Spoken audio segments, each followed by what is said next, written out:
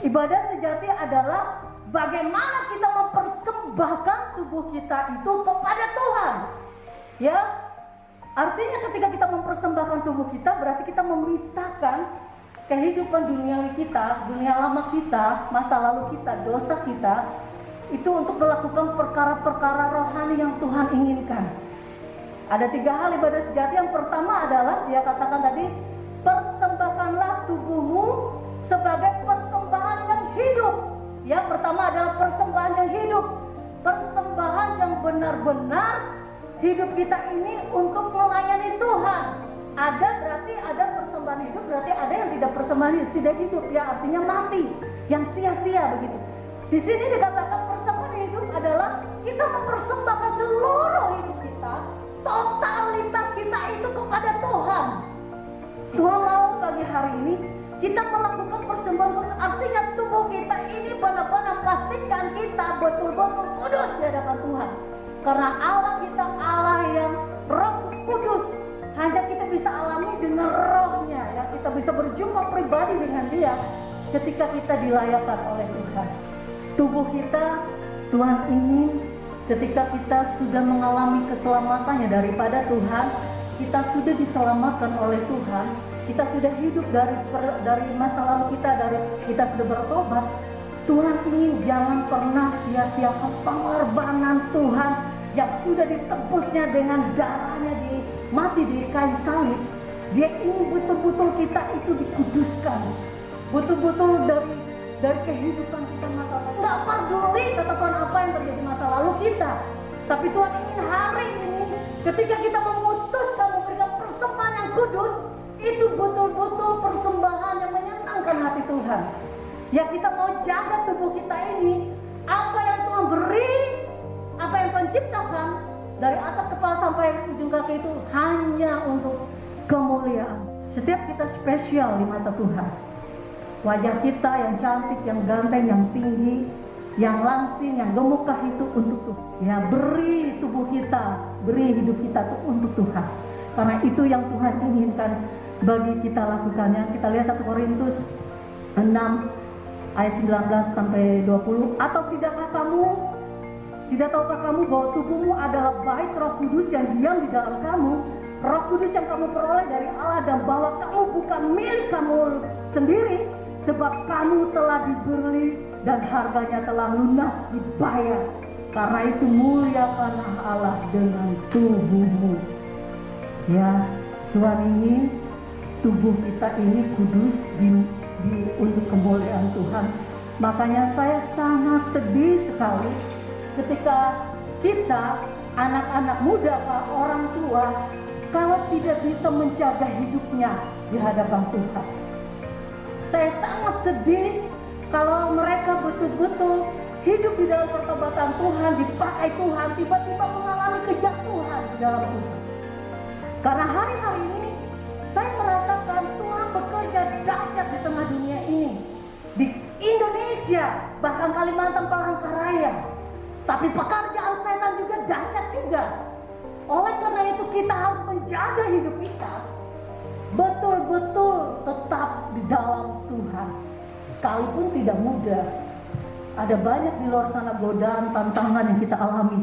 Persoalan bisa saja membuat kita tidak kudus di hadapan Tuhan. Persoalan membuat kita bisa saja tawar hati untuk memberikan persembahan kepada Tuhan. Tapi mari ketika kita datang kepada Tuhan, di dalam hadirat Tuhan, mempersembahkan tubuh kita kepada Tuhan, apapun pergumulan kita hari ini, Tuhan pasti selesaikan. Tuhan pasti memberi kita jalan keluar. Karena itu yang Tuhan mau. Yang ketiga, persembahan berkenan. Ya, seperti Habel itu berkenan persembahannya daripada Kain. Makanya diterima oleh Tuhan. Kita mau menyenangkan hati Tuhan. Hidup kita ini ya, betul-betul pastikan ketika kita mempersembahkan apa yang kita lakukan sudah dengan sekuat tenaga kita, segenap hati kita, itu betul-betul berkenan di hadapan Tuhan. 2 Korintus 5 ayat 9. Sebab itu juga kami berusaha, baik kami diam di dalam tubuh ini maupun kami diam di luarnya, supaya kami berkenan kepadanya. Tidak ada persembahan yang lebih baik selain memberi diri kita kepada Tuhan. Kalau memberi diri kepada manusia itu ada batasnya. Seperti orang menikah, suami istri, ada batasnya, ada waktunya memberikan persembahan. Tapi kepada Tuhan itu kekal adanya. Investasi yang kita lakukan hari ini, pujian, penyembahan, persembahan kita yang kita lakukan hari ini menentukan bagaimana hidup kita selanjutnya. Apa kita hidup dalam kekekalan, keselamatan daripada Tuhan, apa tidak? Itu pilihan kepada kita kembali ya. Pastikan kita menikmati setiap hari adalah ini yang Tuhan tahu, mau ibadah yang sejati, mempersembahkan tubuh kita sebagai pertama kali persembahan yang hidup. Yang kedua adalah persembahan yang kudus, dan yang ketiga adalah persembahan yang berkenan kepada Allah. Itulah ibadah sejati kita. Kalau kita sudah menikmati melakukan apa yang Tuhan mau, melakukan setiap hari di mana kita beribadah, kita mengalami namanya ibadah sejati itu yang menyenangkan hati Tuhan, yang memuliakan hati Tuhan.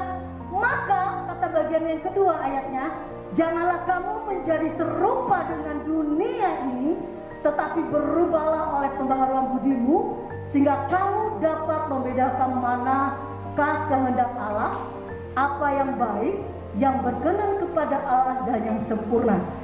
Ketika kita sudah melakukan ibadah sejati kita, pastikan hidup kita itu betul-betul berubah, ya, berubah oleh pembaharuan budimu.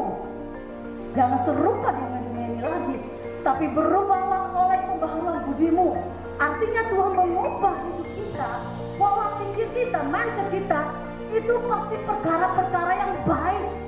Yang kita lakukan adalah yang baik, yang pembaharuan manusia itu seutuhnya, ya, diubah menjadi serupa, segambar dengan Allah.